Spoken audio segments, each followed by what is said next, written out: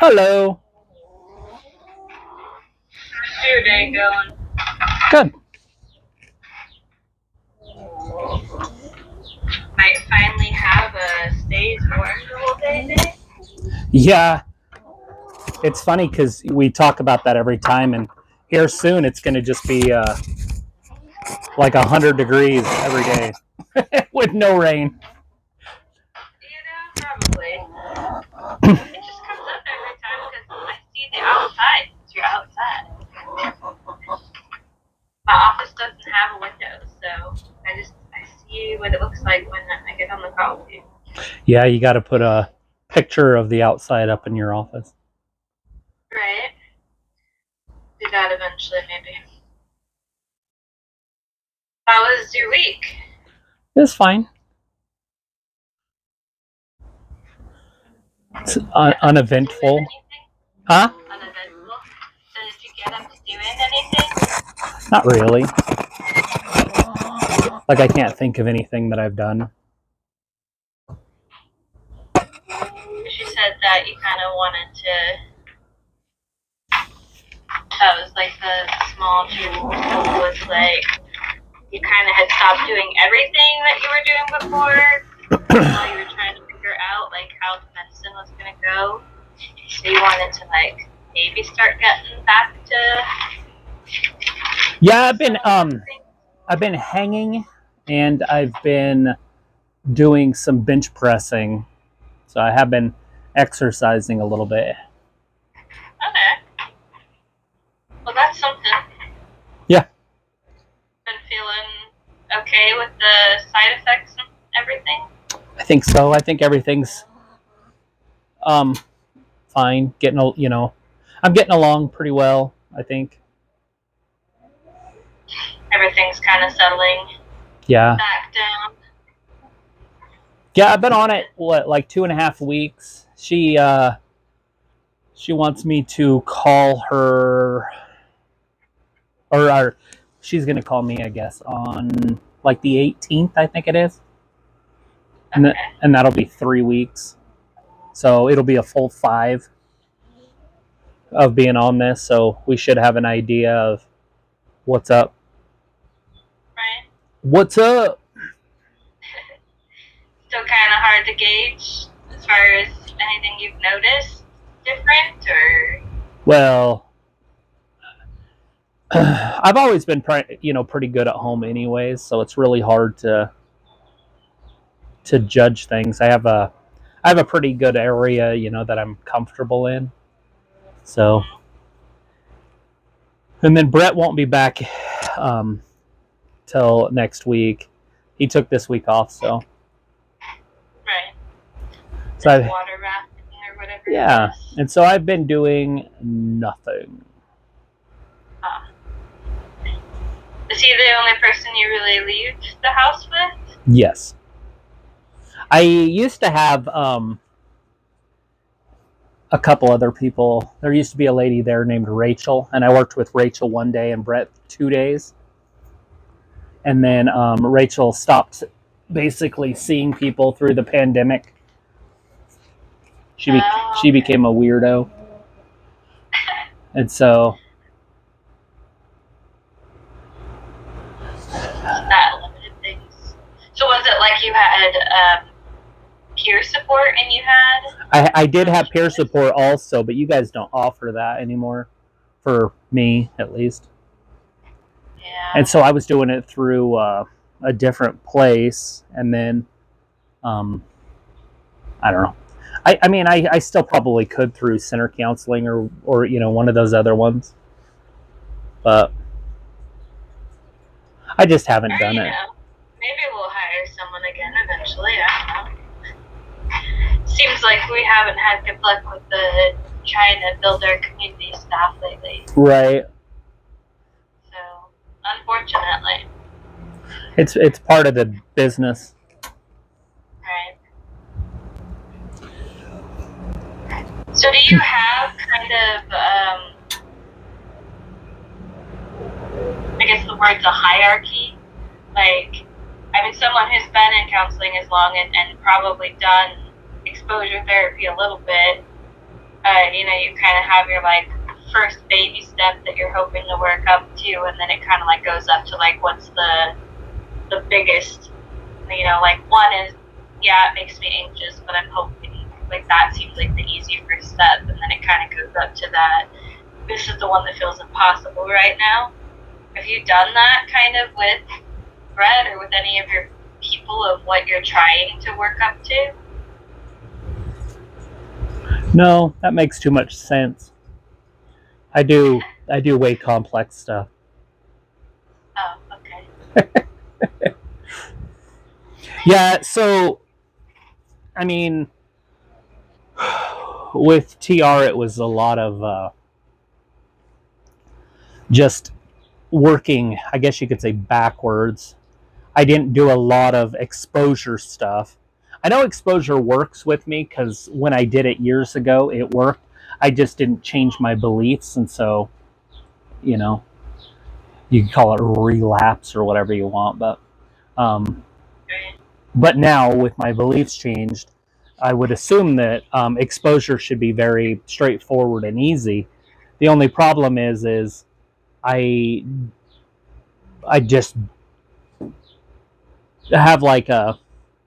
I mean, obviously we're talking about anxiety, but it's funny. So I can say literally, I have almost like a phobia of pushing it, or I just don't like how I feel.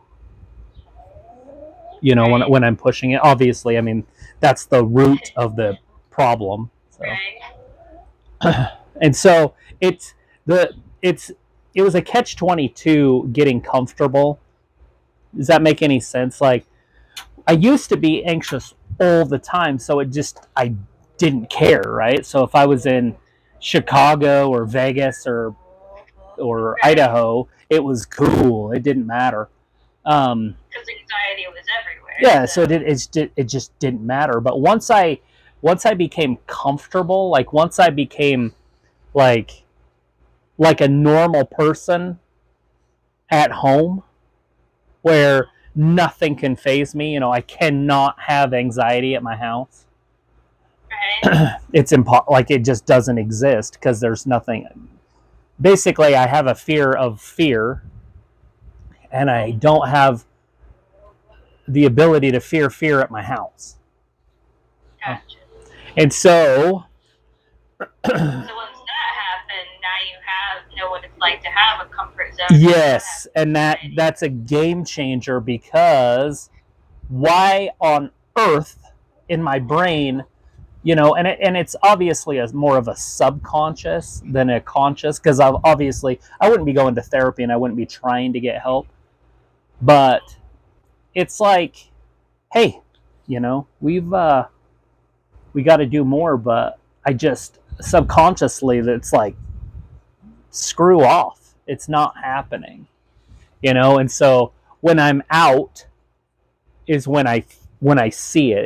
It's such a complex thing. So what me and TR would do is we would go somewhere. So like he would come over, I'd get in his truck, and then we would go until I started to feel, and then when I started to feel whatever I was going to feel, we could come back because it only takes a minute, and then we could EMDR to that. We could actually work on those feelings and Right. try to get them back up, because it's hard if you don't push into anything to. I mean, obviously you're a therapist and you know what I'm going to say, but like if you don't feel the fear and see that it's okay, then you're going to be scared of the fear. Right. You know, it's like being scared of a spider or something. You know, it's like you're going to be scared of a spider, so you hold it until you allow it to walk on you, feel it, and then it's over. Right. But Which is kind of how that hierarchy when you're working on that usually goes. Like, okay, what's the first step that's right outside of the current comfort zone? So I yeah, don't know how far I don't know exactly what your comfort zone is right now. I know you said there's like kind of the area within your neighborhood you can go to, but I don't know. If you did that now where you drove until you started to feel the discomfort, like how big is your Right. zone of comfort right now? So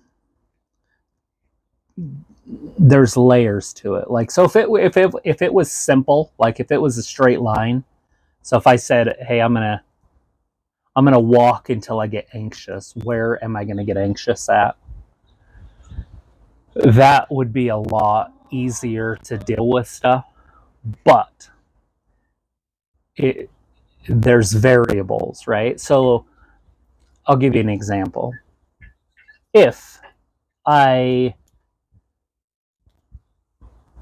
wake up and go, like, so first thing in the morning, I get up and I just go, I'm going to be able to go further than I would if I went at, say, 3 o'clock or noon or later. For whatever reason, I don't know what it is. Maybe it's a tiredness or whatever. I can't explain it. I just know that it exists.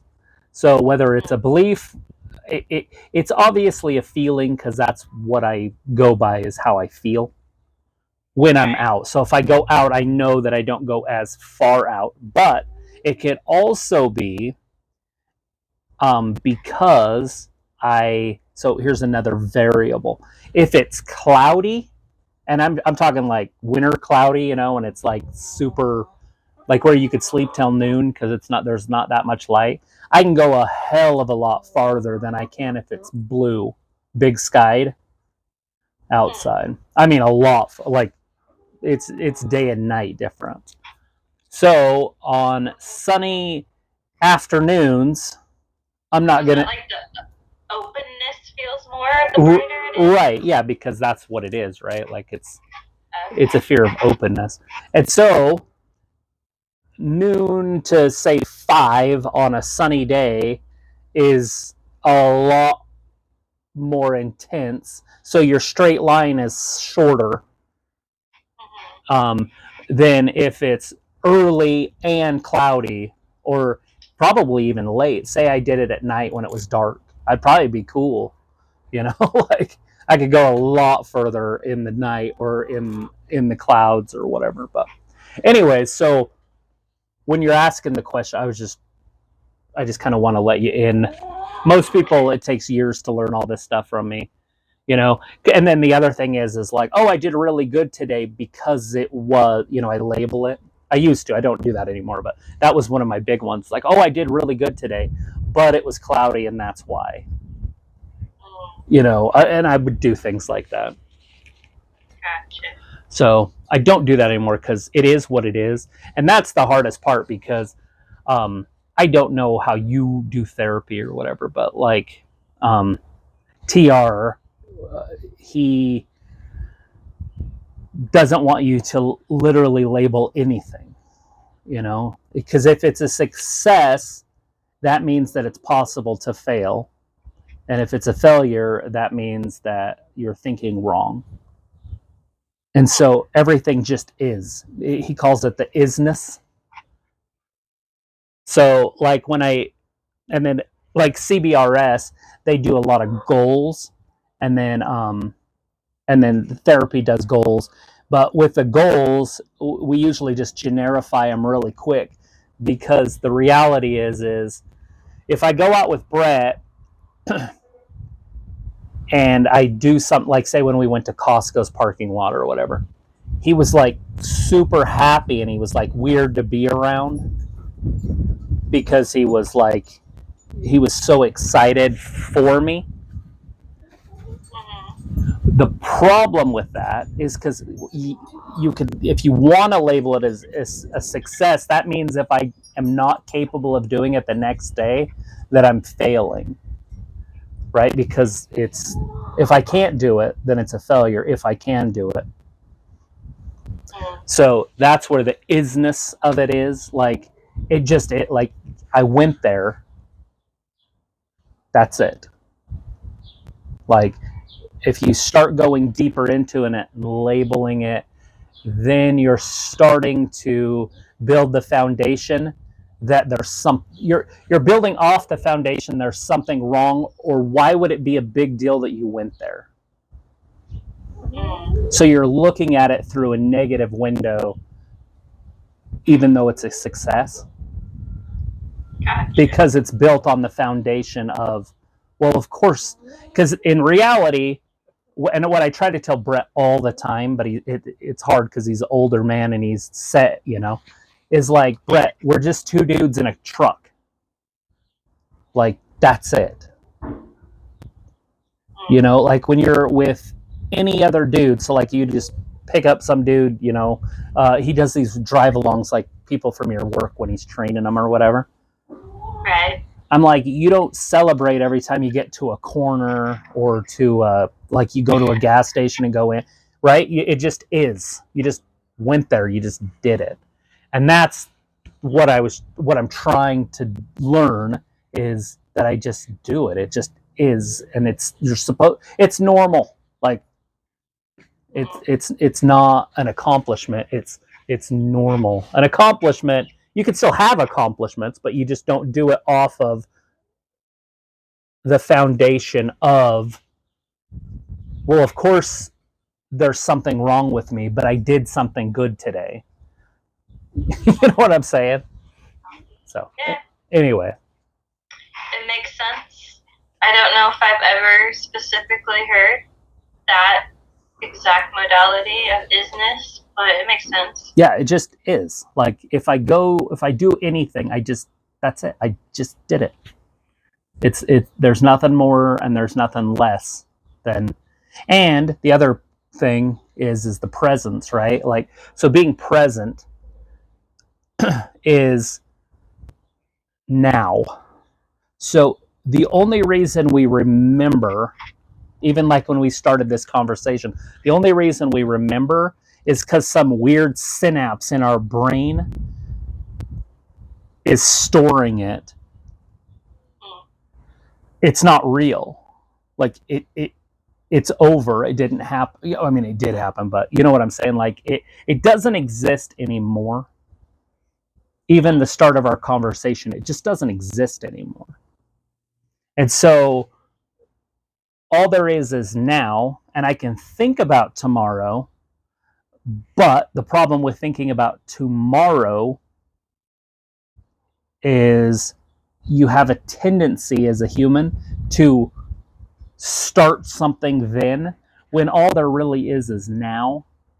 And so if you want to read a book, you pick it up and start reading it. Don't say, I'll start it tomorrow. Hey, I'm going to go to the gym in the morning. Just go now. I mean, obviously your work, but when you get off work, you would just go. Right. Because it's the only thing that's real is the moment you're in. And that was like one of the most powerful things that I've learned in all of my therapy is if you want something, how you manifest it, because I'm sure you've heard of manifesting, is you think about it, right? So we get what we think about the most. And so therefore, if all you think about is something that, say, it's negative, you're manifesting it. And the best way I can describe it is you're standing in a river and the current's coming, we'll just say it's like waist high or something. And that drop of water, I mean, obviously there's millions of them, but the one drop of water that goes by will never come by again. And it's time, right? It's everything. And so when there's a stick or a ball or whatever's floating down there, it's going to pass you and it's going to keep going. So if you want something, you have to aim, because you're always in the same spot. You have to aim yourself so it comes to you, because you can't go to it, right? Like you can't go get something. It has to come to you. And so you have to aim yourself, meaning you have to prep, you have to think about what you want, you have to feel what it feels like to have that, and you have to manifest it. You start living it and then it has no choice but to come to you because you're in that river, right? Like, so basically you just be switching rivers or switching the direction of the river because you want said thing to come to you. The only way to do it is to start now, which is aim your ship or aim your vessel, I call it the river, and then that way. So what I try to do is, if I want to do something, I just do it. Like, I can't say, well, Monday I'll go ahead and try this or that. And so that's why, not therapy per se, but because therapy to me, it's the talking and remembering things and doing all that, but is the CBRS stuff is the whole, I have to do it at a certain time. And so I don't do it any other time. Like my exposure, like I want to do exposure. I want to see how this medication's working. Well, I'll see on Monday, and then say on Monday, I'm like, I don't know if I want to do it right now at this exact time.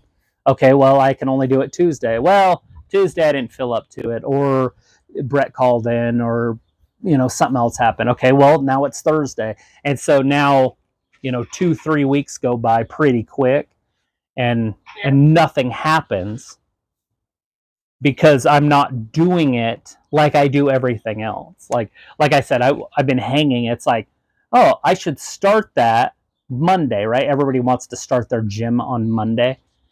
And it's like, why would you wait?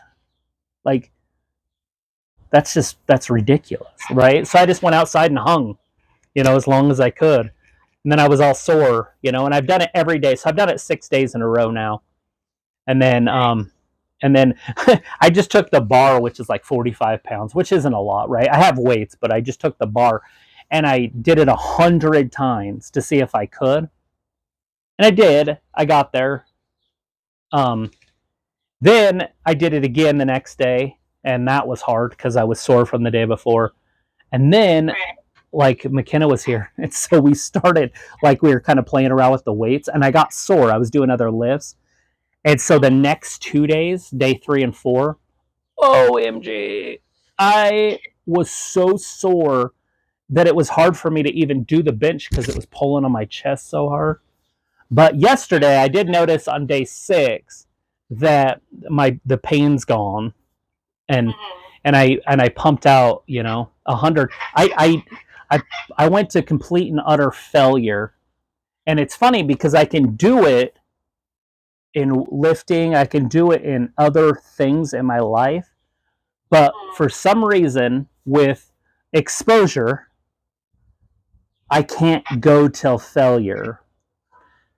And I don't understand it. You would think that lifting weights till failure, you would look at it and say, oh, I failed, I'm weak, or oh, I failed, this is sucky. But with weights, I'm like, hey, I failed, that's fantastic.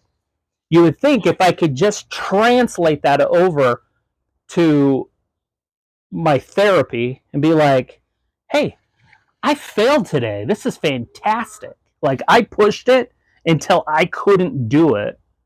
That's fantastic. But I don't. I push until I feel like, when you're lifting and you kind of just, it feels a little heavy. I'm like, I'm done. I'm going to go in. That's the equivalent. And then you wonder why you don't get growth. And it's like, oh. And then that's where it becomes like an issue, right? Like when you're dealing with people, it's like, well, you obviously don't want it enough or you would push. And it's like, or is it just, I don't like to be uncomfortable with it, Anyway, so that's your job, is to figure out that. I'll hand it off to you because I want no responsibility.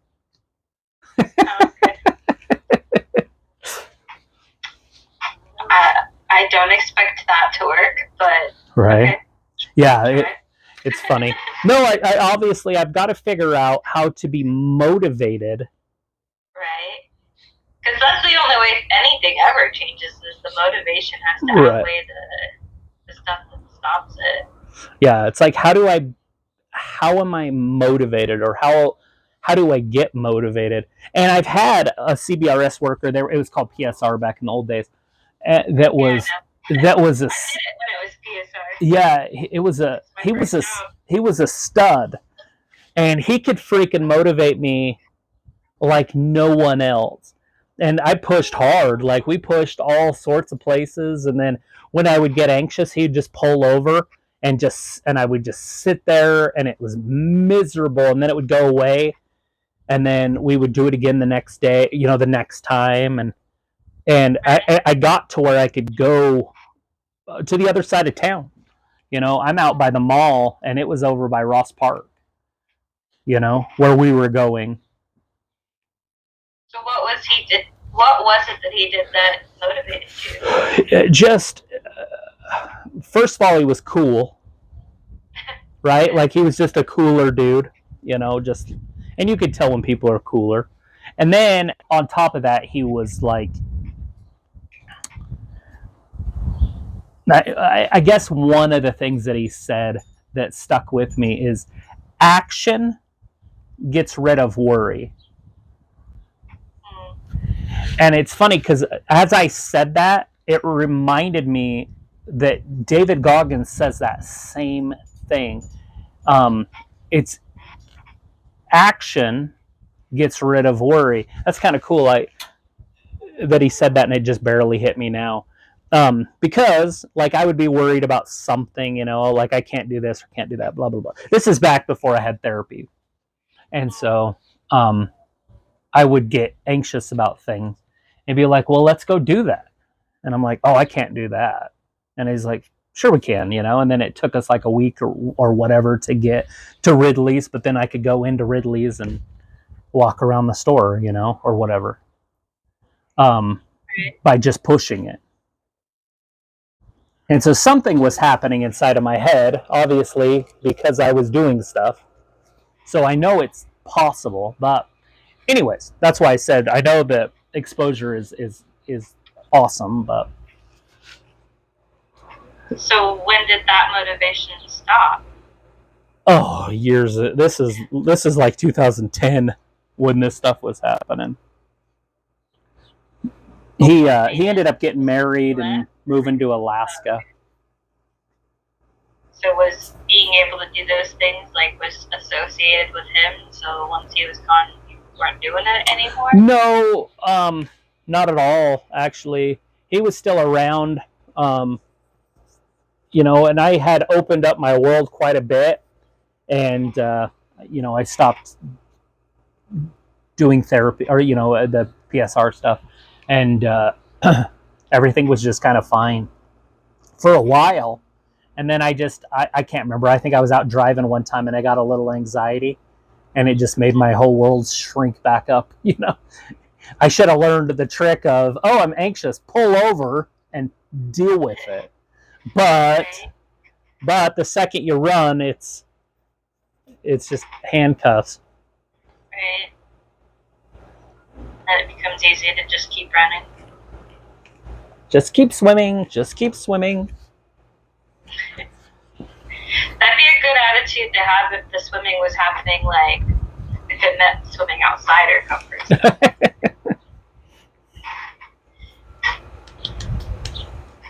Because Dory is the perfect example of mindfulness. She only can live in the moment.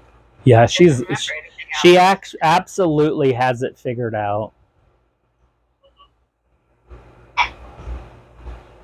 I don't know if people can have it quite that perfect, because to be fair, she doesn't worry because she doesn't remember.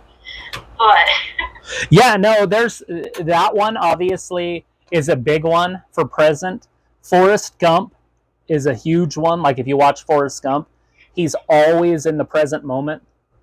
That one is probably the best movie ever for teaching people to be present. Yeah. No matter what happens, he's always present. He cries when his mom dies, but after that, she's just dead. He misses her, and that's fine. But there's nothing more to it than just that. You know, Jenny dies, he marries Jenny, has a baby with Jenny, all that stuff. He's just always present. Now, granted, his IQ's like 70 or whatever, but and then the other one is The Truman Show. I don't know if you've seen that one. No.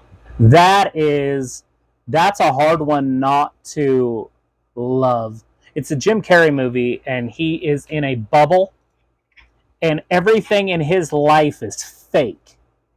The whole thing is fake, but no one told him, obviously, because he's on a TV show, and it's The Truman Show.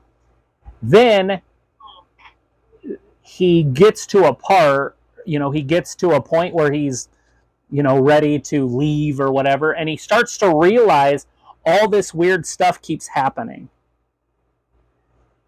And it's like, hey, wait a second, something's off here.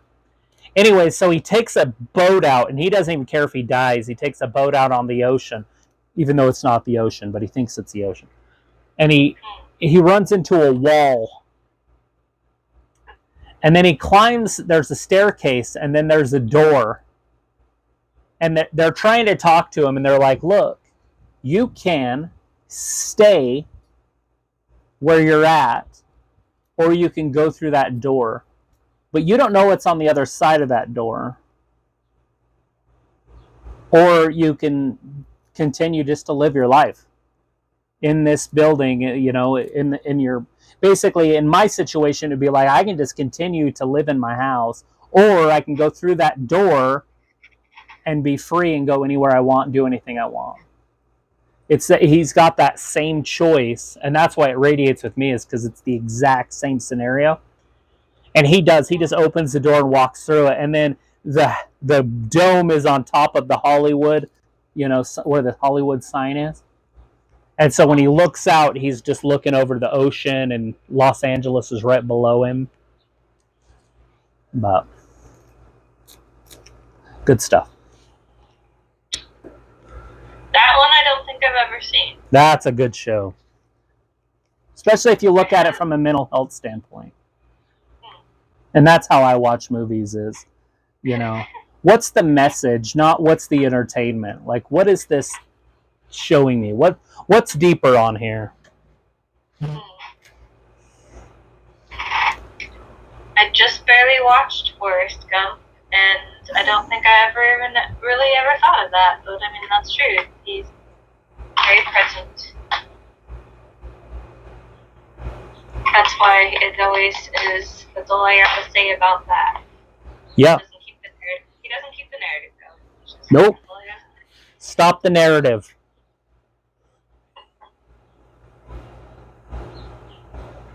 So you've been able to work on stopping the narrative in a lot of things, but it doesn't stop with what would happen if we go out the door. I stop the narrative with that too. I stop the narrative no matter what. I just don't do it. I'm not uncomfortable ever.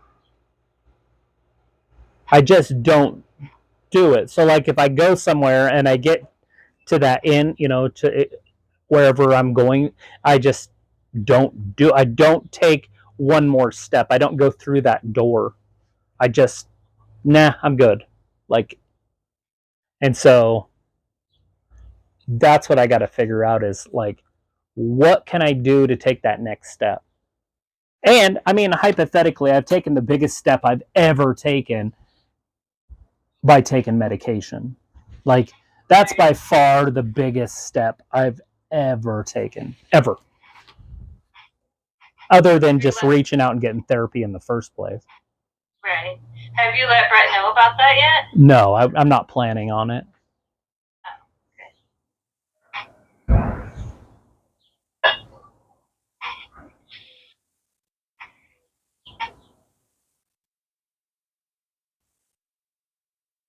Didn't know if that would help them know.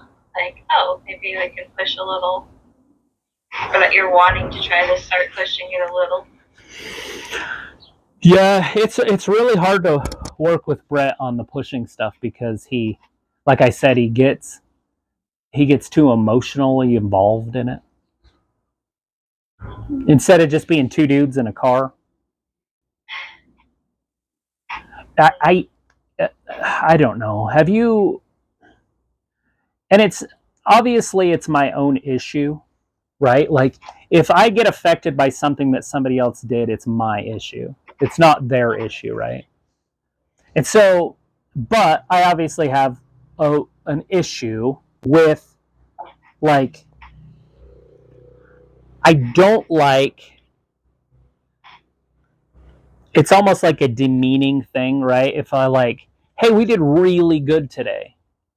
Like you did good. We went out. We sat there. We sat through some anxiety. We came back, and it's like I don't like that.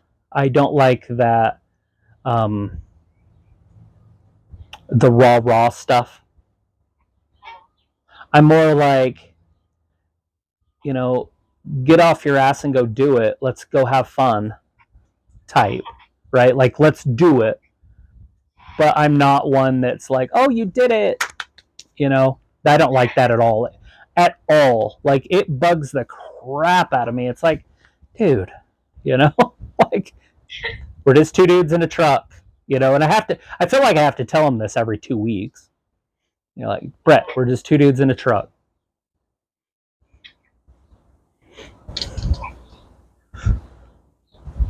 That makes it harder if you have to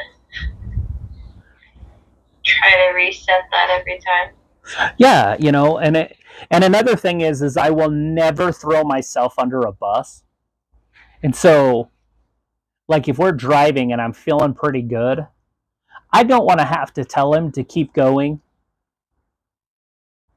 Obviously, I don't know how else to say it. Like, just this is what we do. Go do what we do, and don't talk to me about it. I just want to be there again, right? Like, I want to be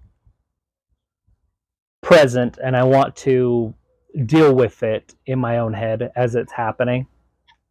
Right. And he'll be like, hey, do you want to turn here? And it's like, yeah, I do. I want to go home. It's like, yep, without question. And in reality, it's like I was expecting to go straight and keep going. But he's like, hey, do you want to turn here? And it's like, yep. Like, it doesn't even, I don't even go, well, I kind of wanted to, it's like, yep, instantaneous. I'm making decisions. Let's go home. So it worked a little better when you had the person that took the initiative a little bit more. A little bit. Obviously, there again, this whole thing is my issue. Yeah. It's my issue. It's not anybody else's.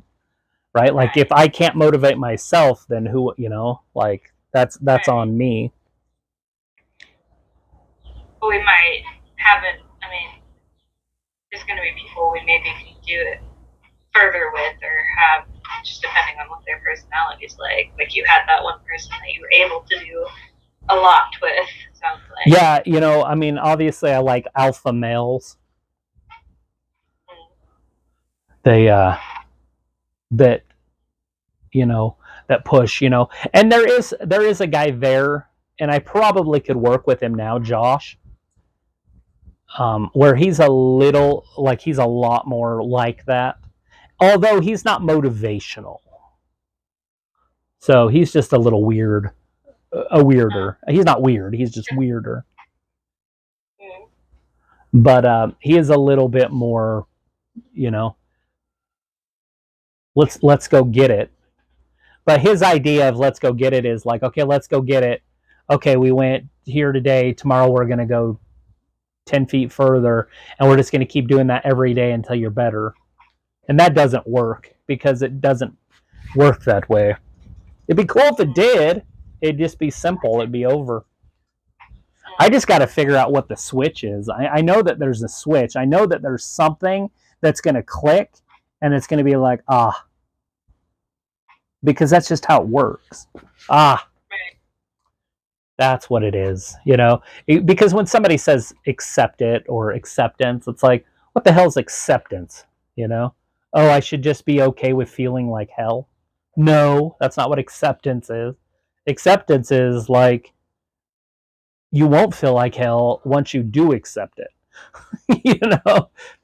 But it's hard to figure out what it is to accept something. And I don't know if it's something simple like in my head, because I didn't know what narrative was for 2.5 years.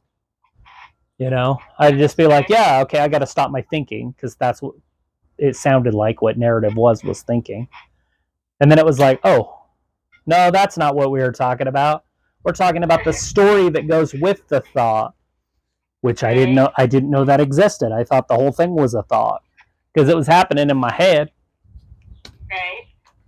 But anyways, acceptance kind of almost is the idea of the isness. Right. Like it just is. Yeah, it just is. I feel this way right now. Period. Not I feel this way and blah blah blah blah. It's like I feel this way and stop the narrative. I just feel this way. Don't question it. Don't label it, because that's what I do, right? I feel this way because I'm away from home. Therefore, if I'm away from home, I'll feel that way.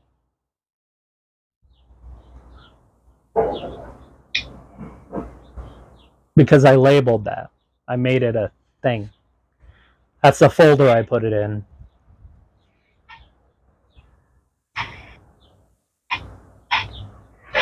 Changing the label is the hard part.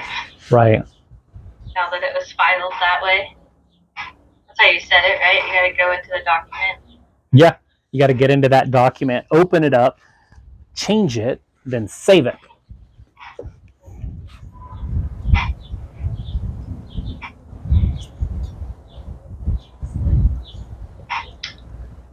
So what about this upcoming week? Is there something you want to try to do? Try to make a goal of some kind? I don't know. There's a few things that I've been thinking about doing, but not necessarily with therapy stuff. But I mean, there's a couple things with therapy that I was thinking about doing, but like I have an old cognitive distortion book, not a cognitive distortion, just a cognitive behavioral therapy book, a CBT book. I thought about kind of just doing it. Like it's a 15-week book, and you just start at the beginning and kind of just work your way through it. And it's worked for me in the past. It's actually really powerful. I think the most powerful part about it is the actual progressive relaxation. I don't know if you've ever done that. That shit is so cool. Like where you just start at your feet and you flex them and then you just work your way up. Yeah. And it's about 12 to 15 minutes of doing that, and then when you're done, you're just like legit chill.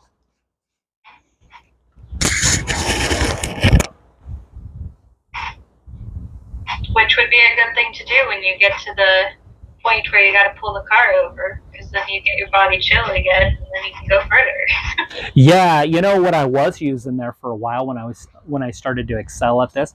I forgot I could do this too. Wim Hof. Have you ever heard of him? Not by the name. Wim Hof. You got to look that dude up. He's legit the coolest person on the planet. But it's like ice bathing, because if you jump in ice, you're having a panic attack. Like ice water. It's the exact same thing as having a panic attack. So if you keep doing it, you get used to what panic attacks feel like, but you're not actually having a panic attack. You're having a panic attack, but you're not thinking of panic, if that makes any sense. You're going through all the physical symptoms. Everything is the same, but I mean, you're even hyperventilating. Like the whole like the physiological without necessarily activating the cognitive, yeah. But then he does breathing, his Wim Hof breathing, and then you do it, so you do your breathing, and then you do your ice bathing. You can do just cold showers, but I have an ice tank. Anyways, and you do it. I haven't done it in like 2 years. I should get back into it. But anyways, you keep doing this over and over. And then when you're out and your body has all those symptoms, you've learned the switch to turn it off, because you know how to get in the ice without hyperventilating, and it's the same symptoms. Everything's exactly the same. I kind of forgot about it. But anyway, so I mean, obviously I could start doing my Wim Hof stuff. Nothing wrong with Wim Hof. Ultimately, you gotta just pick one and start it. But there again, if I'm going to do it, I'm just going to start. And so it's like, do I feel like starting today? And not the ice stuff, because like I said, I can just take a cold shower. It just takes a minute. And you would think that taking a cold shower would make you cold. It doesn't. It actually warms you up. And it warms you up pretty damn quick. I just remember a buddy of mine, his wife would be like, because he was deep into the Wim Hof stuff, and it was like, you have to take like a 10-minute cold shower, and you don't have to, you get there, right? And you want to, because it feels good. Or you're doing an ice bath and you're submerged for 20 minutes or whatever in ice. Right. And it's like, oh, I feel so good afterwards. And his wife, I just remember, she's like, you guys are idiots, and it's like, why? She's like, it's like hitting yourself with a hammer, and then when you stop, saying, oh, it feels way better when you stop. It's like, yeah, I guess you're right. A little less damaging than the hammer. I know there's supposed to be a whole bunch of health benefits of the ice bath. It's like things I've seen lots of videos about. Oh yeah, there is. So, wouldn't you be doing anything detrimental? I didn't realize until today you had chickens. Yeah, I do. I got 4 of them. They went in the background a few times today. I was like, oh, chickens. Yeah, I can have 6. I didn't know. When I got them, I got 4 because I thought that was the code. But my neighbor came over the other day, and I had to sign a piece of paper so they could get chickens. And she's like, yeah, they allow 4 or 6 of them. And I was like, oh, well, maybe I'll get 2 more. The only problem is when you get chicks, they if you buy chickens, like 2 full-grown chickens, they won't hang out with your chicken. They don't like each other. They'll defeather each other. It's pretty brutal. And then, but I could do babies and just put them under the brooding mom. Right. And then she'll just think she hatched some babies. So they have a hierarchy and don't interact with each other, huh? Oh boy, yeah. Yeah, you can't mix 2 groups of chickens. Now, if you have like 10 chickens and you give them to somebody that has 10 chickens, it's fine because they have enough friends. They all just hang out with each. Eventually they'll probably figure it out because they can't bully each other. But if you have 1 chicken, like, that's what I worry about. Eventually I'm going to have 1 chicken left. And then, like, I have a buddy that has chickens. If I took her and gave her to him, then he would put them in with his, and she'd just be a loner the rest of her life. That would be a little difficult. And I'm not like in it, like I'm not a farmer or a rancher or anything, like they're pets. I don't kill them or eat them or anything. I do eat their babies though. just the non. Yeah, the egg. Yeah. But I didn't know they had such a hierarchy. oh yeah, I've never had them. They're brutal. A lot of birds seem a little brutal. Now, if you have a rooster and you had a bunch of, like, so say you had a lone rooster and there was like 20 hens and you just took him and threw him in there, he'd be fine. But if there was another rooster, they would fight. But if it's just hens, he'd fit right in. Gotcha. He'd be breeding with them all week. Fair. It's funny because they have eggs no matter what. They're just not fertilized unless they mate. Right. And then once, so if you do have a rooster, then you have to be careful with your eggs. You want to get them more often. Without a rooster, you can get them every couple weeks. Get 20, 30 of them out of the coop or whatever. And they all, I don't know what it is, but they all nest on the same eggs. So there's not 4 nests. I mean, I have 4 nests, but they don't use them. They use one, and then they just lay an absorbent amount of freaking eggs in one spot, and then they just get on it, and it's like a cartoon. Well, they seem like they'd make for an interesting company. Yeah. I was going to build a tractor. It's called a chicken tractor. And basically what it is a coop with wheels and then an enclosure. And then on the other side of it, it's got a handle, and you just move it around your yard.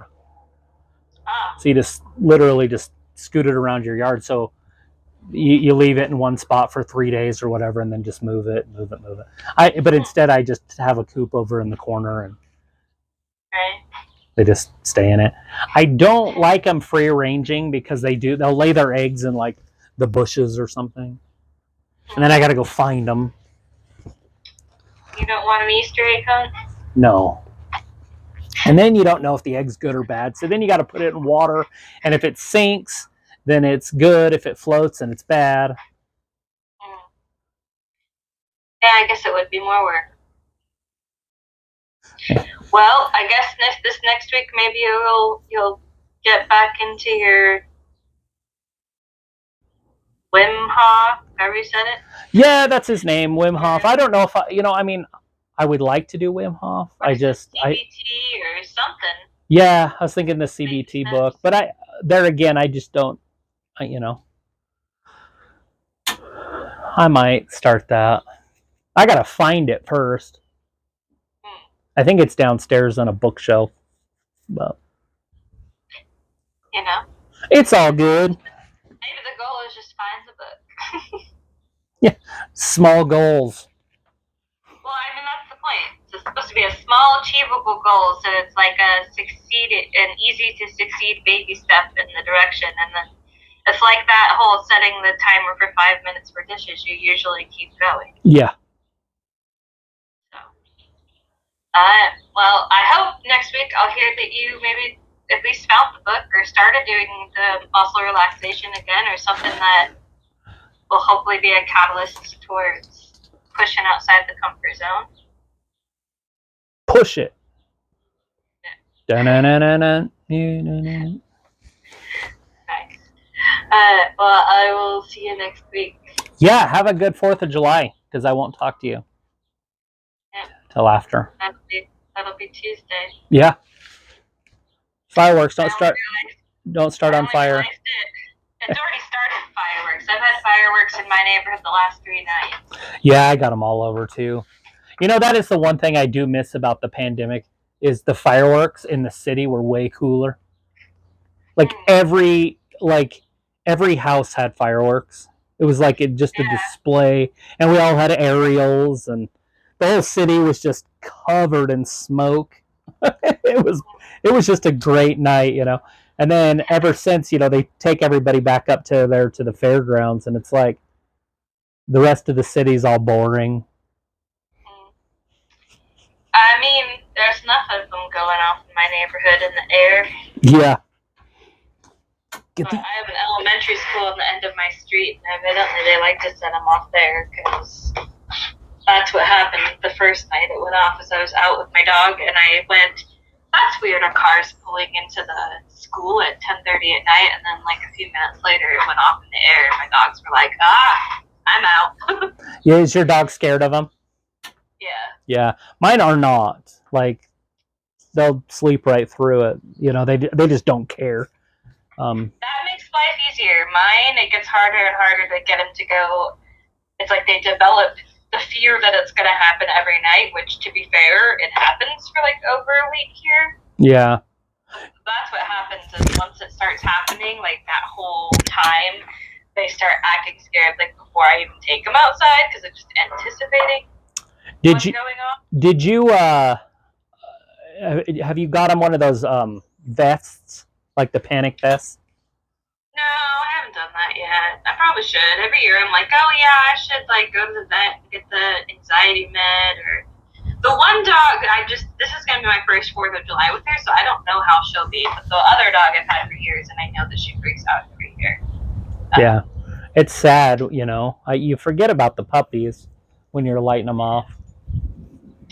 But like I said, my dogs, like, they'll sit next to you while you're lighting them and go to sleep on the ground. You know, we'll find out. The other one's like, I'm hoping maybe she's more chill because she didn't freak out at the thunder as much as Josie did. So I'm hoping because it'll be annoying to have 2 of them freaking out. But we'll find out. I had hunting dogs when I was a kid, and they were scared to death of fireworks, but you could shoot a gun and they weren't scared about it. Like, I never understood that. But I don't know. I don't know. It's weird how different dogs are different things. You know, there's dogs that are terrified of the vacuum cleaner. My dogs don't care about that. yeah. Mine aren't scared of anything at all, but they're German Shepherds. I think they're supposed to be that way, but yeah, I think that's supposed to be a braver dog than my Chihuahua Jack Russell mix. Well, hopefully, you know, there'll be some fireworks around the area you can see or something you can do. Oh yeah, it'll be fine. I got a whole bunch. I got like $1,000 worth. Oh, wow. I'll be tormenting all the neighbors' dogs. Have fun with that. I'll see you next week. Hopefully, still with all your fingers. Oh, yeah, I'll be fine. Well, I'll see you next week. All right. Bye-bye.